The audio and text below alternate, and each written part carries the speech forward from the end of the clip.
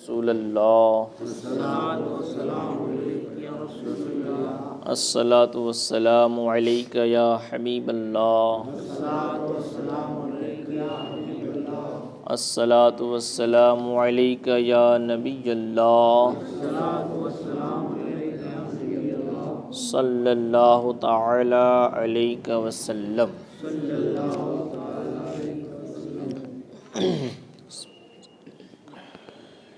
سورہ بقرہ کی 71 آیتیں بیان ہو چکی ہیں۔ 72ویں آیت سے آج گفتگو ہے۔ بسم اللہ الرحمن الرحیم۔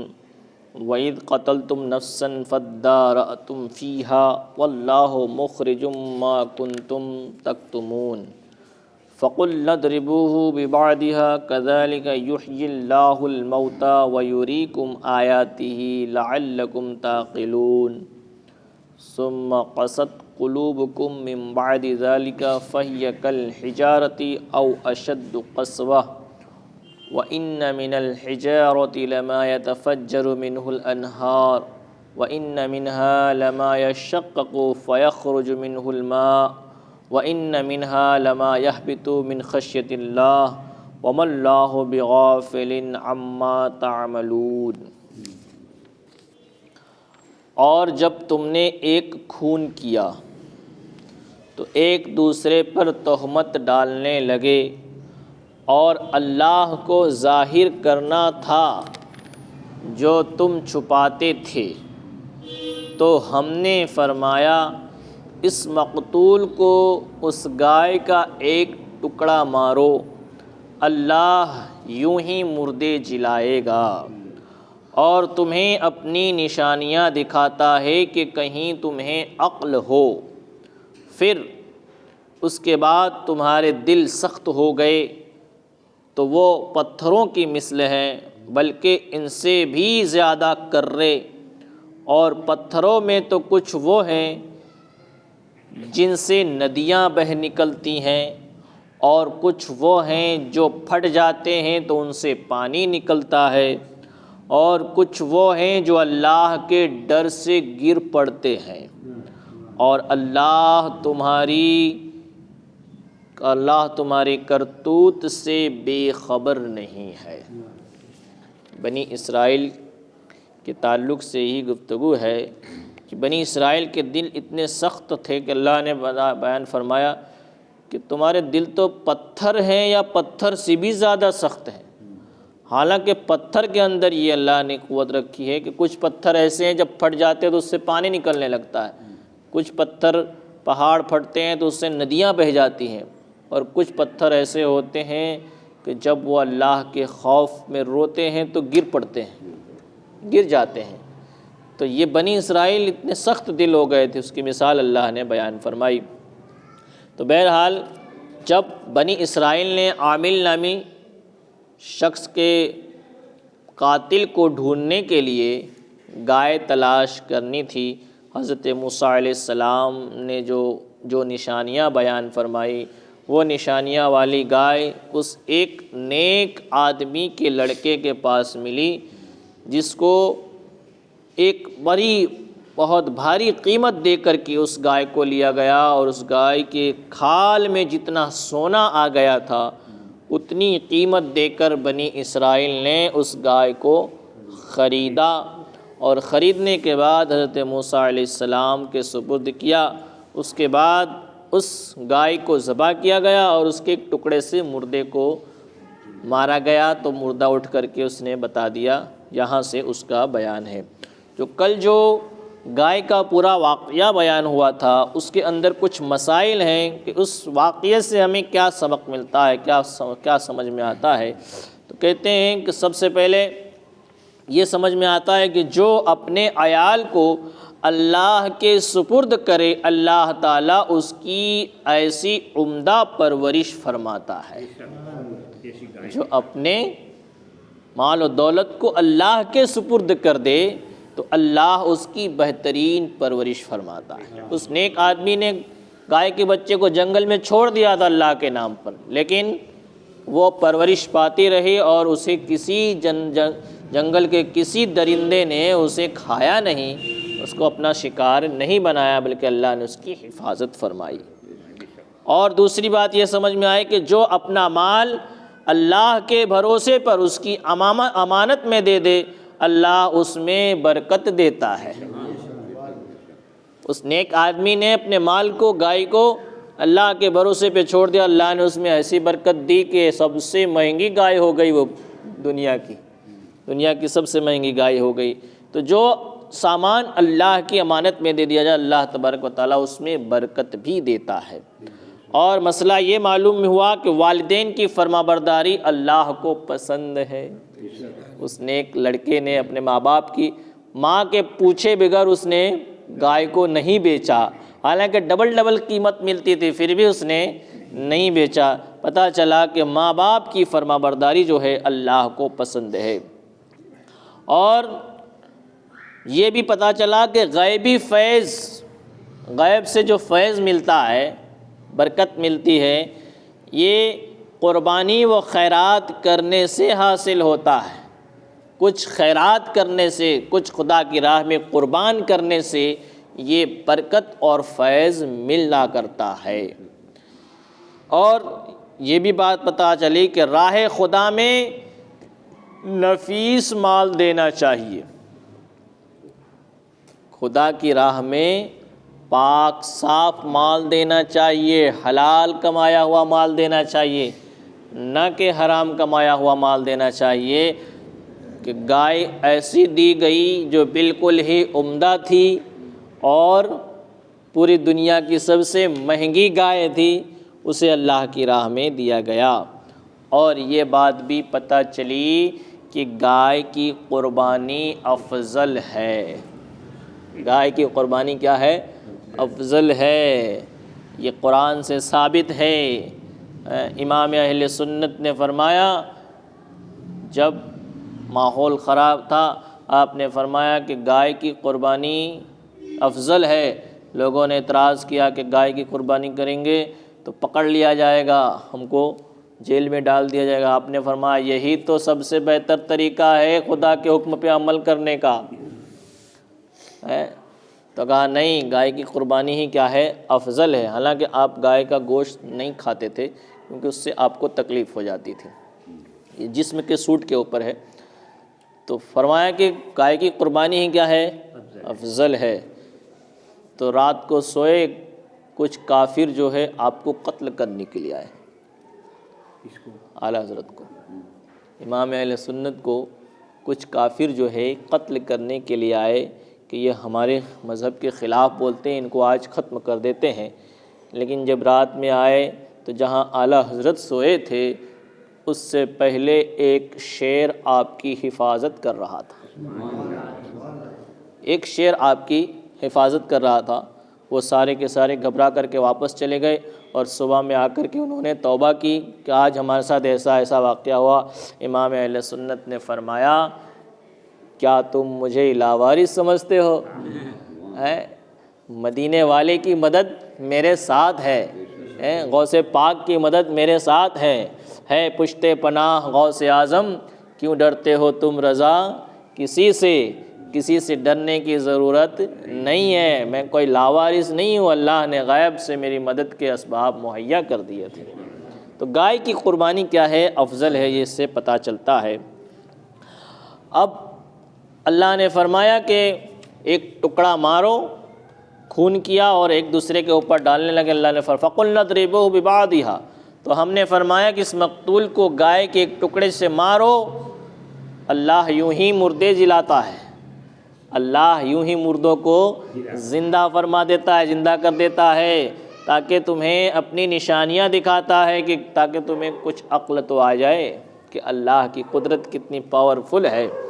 تو بنی اسرائیل کے مسلسل سوالات اور اپنی رسوائی کے اندیشے کہ گائے کی گرانی قیمت سے یہ ظاہر ہوتا تھا کہ ذبح کا قصد نہیں رکھتے، مگر جب ان کے سوالات شافی جوابوں سے ختم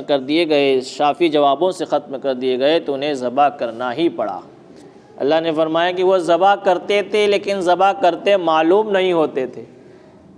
کیا مطلب یہ ہے کہ اتنی بڑی قیمت دے کر کے گائے کو خریدا ہے اور اس کو ذبح کر ڈالیں ایک ہی جھٹکے میں، تو ذبح کرتے تھے لیکن ذبح کرتے معلوم نہیں ہوتے تھے، یعنی ان کا من نہیں چاہتا تھا کہ اتنی مہنگی گائے کو ذبح کر دیا جائے۔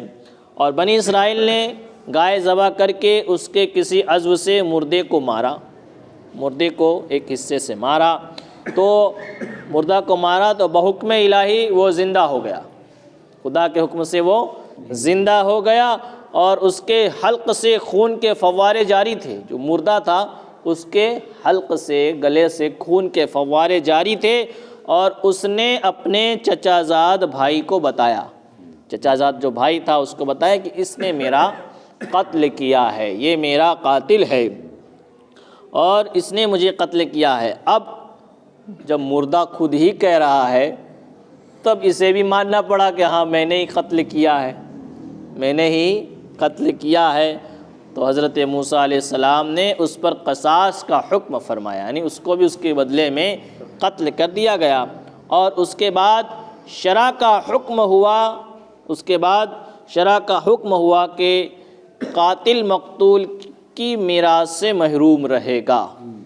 پھر شریعت کا حکم ہوا کہ جو قاتل ہوگا وہ مقتول یعنی جس کو قتل کر دیا ہے اس کی جو وراثت ہے اس وراثت سے اسے محروم رکھا جائے گا۔ اور مسئلہ یہ بھی پتہ چلا، لیکن اس وقت محروم نہیں رکھا، لیکن اگر عادل نے باغی کو قتل کیا یا کسی حملہ آور سے جان بچانے کے مدافعات کی، اس میں وہ قتل ہو گیا تو مقتول کی میراث سے محروم نہ ہوگا۔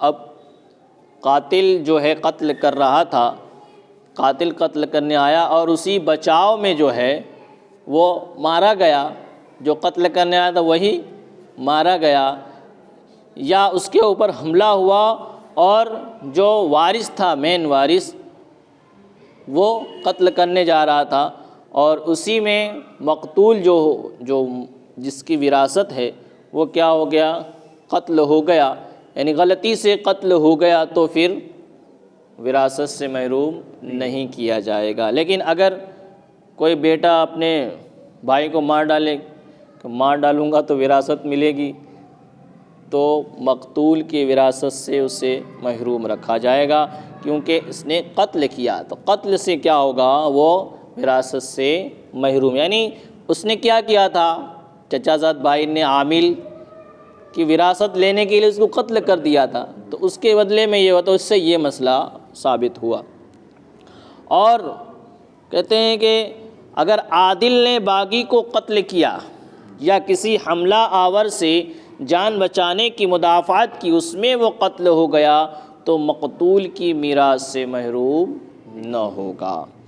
اور اللہ نے فرمایا کہ کہیں تمہیں عقل ہو، یہ ساری نشانیاں تمہیں دکھاتا ہے اللہ تبارک و تعالیٰ تاکہ تمہیں کہیں عقل ہو اور تم سمجھو کہ بے شک اللہ تعالیٰ مردے زندہ کرنے پر قادر ہے، اور روز جزا مردوں کو زندہ کرنا اور حساب لینا حق ہے۔ یہ ساری نشانیاں تمہیں دکھا رہا ہے تاکہ تم جانو پہچانو کہ اللہ تبارک و تعالیٰ اس بات پر قادر ہے کہ مردوں کو زندہ فرمائے گا۔ ہماری عقل یہ کہتی ہے کہ ہم نے تو مردے کو دفن کر دیا، سالوں سال گزر گئے، صدیاں گزر گئیں، اب اس کی نہ کوئی ہڈی ہوگی نہ کچھ جسم کا حصہ باقی ہوگا، تو اللہ اس کو کیسے زندہ فرمائے گا؟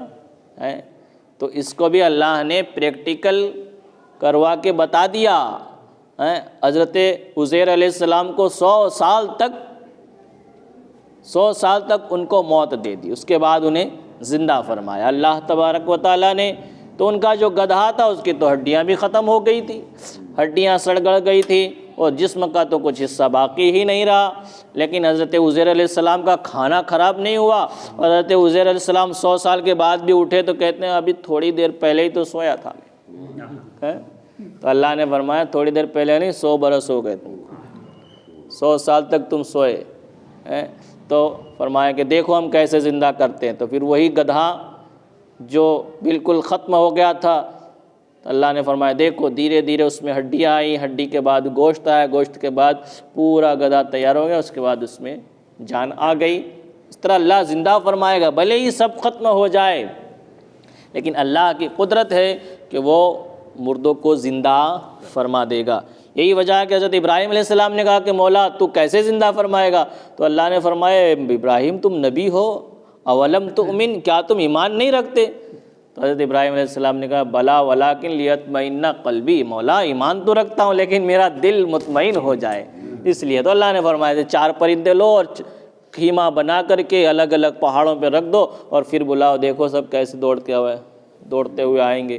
تو 4 پرندوں کو لیا، خیمہ بنایا، خیمہ بنا کے الگ الگ پہاڑوں پہ رکھ دیا، مکس کر کے، سب پرندوں کو مکس کر کے، اور جب بلایا تو سب کا گوشت ایک میں مل گیا، ایک دوسرے کا گوشت جو جس کا تھا اس میں مل گیا، اور سب پرندے اڑتے ہوئے ان کے پاس آ گئے۔ تو یہ اللہ کی قدرت ہے، اللہ اس طریقے سے مردوں کو زندہ فرمائے گا۔ اللہ فرماتا ہے ثم قست قلوبکم من بعد ذالک، پھر اس کے بعد تمہارے دل سخت ہو گئے۔ دل سخت ہو گئے کیا مطلب کہ اور ایسے بڑے نشان ہے قدرت سے بھی تم نے عبرت حاصل نہیں کی، تمہارے اتنی بڑی بڑی نشانیاں گزری لیکن پھر بھی تم نے اس سے کوئی عبرت حاصل نہیں کی، سبق حاصل نہیں کیا، تو تمہارے دل سخت ہو گئے۔ اور پھر فرمایا فَهِيَ كَالْحِجَارَةِ وَأَشَدُّ قَسْوَةً، تو تمہارے دل پتھر کے مثل ہیں یا بلکہ اس سے بھی زیادہ سخت ہے۔ اور پتھر تو ایسے ہوتے ہیں، اللہ فرماتا ہے وَإِنَّ مِنَ الْحِجَارَةِ لَمَا يَتَفَجَّرُ مِنْهُ الْأَنْهَارُ، اور پتھروں میں تو کچھ وہ ہیں جن سے ندیاں بہہ نکلتی ہیں۔ وَإِنَّ مِنْهَا لَمَا يَشَّقَّقُ فَيَخْرُجُ مِنْهُ الْمَاءُ، اور کچھ پتھر وہ ہیں جب پھٹ جاتے ہیں تو ان سے پانی نکلتا ہے۔ وَإِنَّ مِنْهَا لَمَا يَهْبِطُ مِنْ خَشْيَةِ اللَّهِ، اور وہ کچھ وہ ہیں جو اللہ کے ڈر سے گر پڑتے ہیں۔ پتھروں کے اندر یہ وہ ہے کہ پتھر، لوگ مثال دیتے ہیں کہ پتھر دل ہو گیا ہے، لیکن پتھروں کے اندر بھی یہ خشیت موجود ہے، ڈر موجود ہے کہ اللہ کے خوف سے گر جاتے ہیں، اللہ کے خوف سے جب پھٹ جاتے ہیں تو ان سے پانی نکلنے لگتا ہے۔ لیکن تمہارا دل کیا ہو گیا؟ اتنی بڑی بڑی نشانیاں دیکھنے کے بعد بھی تم راہ راست پر نہیں آئے اور شریعت کی باتوں کو نہیں مانا، تو سن لو اللہ فرماتا ہے وَمَا اللَّهُ بِغَافِلٍ عَمَّا تَعْمَلُونَ، جو کچھ تم کر رہے ہو اس سے اللہ غافل نہیں ہے۔ اللہ سب کچھ جانتا ہے، سب کچھ دیکھتا ہے، وہ دلوں کے رازوں کو بھی جانتا ہے، وہ سب حساب لے گا قیامت کے دن۔ تو کچھ پتھر ایسے ہوتے ہیں جو اللہ کے حکم سے اللہ کے خوف سے گر جاتے ہیں۔ اس طرح تاکہ تمہارے دل اثر پذیر نہیں ہوتے، اور پتھروں میں بھی اللہ نے ادراک دیا ہے، انہیں خوف الہی ہوتا ہے، وہ تسبیح کرتے ہیں۔ پتھروں میں بھی دل ہوتا ہے، اللہ نے ان کو بھی ادراک دیا ہے، سمجھنے کی طاقت دی ہے، لیکن ہم نہیں سمجھ پاتے، وہ پتھر سمجھتے ہیں۔ وہ اللہ کا ذکر کرتے ہیں، اِن مِّن شَيْءٍ إِلَّا يُسَبِّحُ بِحَمْدِهِ، کہ ہر چیز جو ہے اللہ کی حمد بیان کرتی ہے۔ مسلم شریف میں حضرت جابر رضی اللہ تعالیٰ عنہ سے مروی ہے کہ سید عالم صلی اللہ تعالی وسلم نے فرمایا کہ میں اس پتھر کو پہچانتا ہوں جو بعثت سے پہلے مجھے سلام کیا کرتا تھا۔ پتھر بھی سلام کیا کرتا تھا۔ حضور فرماتے ہیں میں اس پتھر کو پہچانتا ہوں جو میرے بعثت سے پہلے مجھے سلام کیا کرتا تھا۔ اور ترمذی میں حضرت علی رضی اللہ تعالیٰ عنہ سے مروی ہے کہ سید عالم صلی اللہ تعالی وسلم کے ساتھ میں اطراف مکہ میں گیا، جو درخت یا پہاڑ سامنے آتا سب کہتے الصلاۃ والسلام علیک یا رسول اللہ، سب درخت اور پہاڑ جو ہے حضور کو سلام کرتے چلے جاتے۔ تو اس سے پتہ چلا کہ اللہ نے پتھروں کو بھی بولنے کی، سمجھنے کی طاقت دی ہے۔ یہ ہمارا قصور ہے کہ ہم نہیں سمجھ پاتے، لیکن اللہ حوالے کیا ہیں، جانتے ہیں، سمجھتے ہیں۔ قرآن اور حدیث سے ثابت ہے کہ پتھر کے اندر بھی دل ہوتا ہے، اور وہ کیا ہوتے ہیں، کبھی پگھل جاتے ہیں، کبھی خدا کے خوف سے گر جاتے ہیں۔ لیکن ہم انسان ہیں کہ ہمارے اندر اللہ نے روح رکھی ہے، جسم رکھا ہے، آنکھیں بنائی، اتنے ساری نعمتیں رکھی، پھر بھی ہم اللہ کا شکر نہیں ادا کرتے، اللہ کی عبادت نہیں کرتے۔ تو ہمیں اس سبق سے، پتھروں سے یہ سبق لینا چاہیے کہ جب پتھر کے اندر اتنی خشیت موجود ہوتی ہے کہ اللہ کے خوف سے ڈر جاتے ہیں، گر جاتے ہیں، تو ہمیں کتنا اللہ سے ڈرنا چاہیے اور خدا کی عبادت میں ہمہ وقت مشغول رہنا چاہیے۔ یہی ہمیں اس سے سبق ملتا ہے۔ اللہ تبارک و تعالیٰ کی بارگاہ میں دعا کہ مولا جو کچھ بھی بیان ہوا اسے ہمیں سمجھنے کی توفیق عطا فرما، اپنے ذہنوں میں محفوظ رکھنے کی توفیق عطا فرما، ایمان کے ساتھ رکھ ایمان پر خاتمہ عطا فرما۔ اللہم ربنا تقبل منا انک انت السمیع العلیم وتب علینا انک انت التواب الرحیم برحمتک یا ارحم الراحمین۔